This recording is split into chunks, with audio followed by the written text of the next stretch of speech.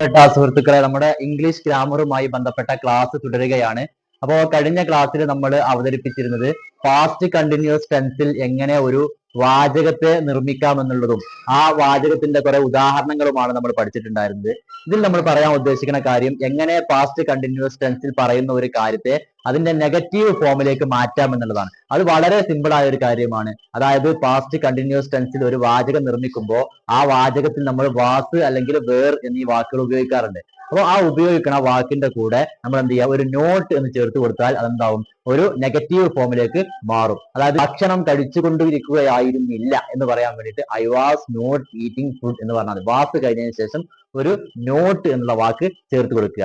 അപ്പം അവർ ഉറങ്ങിക്കൊണ്ടിരിക്കുകയായിരുന്നില്ല എന്ന് പറയുന്നതിന് വേണ്ടി നമ്മൾ എന്ത് ചെയ്യാം, ദേ വേർ നോട്ട് സ്ലീപ്പിംഗ് എന്ന് പറഞ്ഞാൽ മതി. അപ്പം വാസ് ആണെങ്കിൽ വാസ്, വേർ ആണെങ്കിൽ വേർ, അതിന് ശേഷം ഒരു നോട്ട് എന്നുള്ള വാക്ക് ചേർത്ത് കൊടുത്താൽ മതിയാവുന്നതാണ്.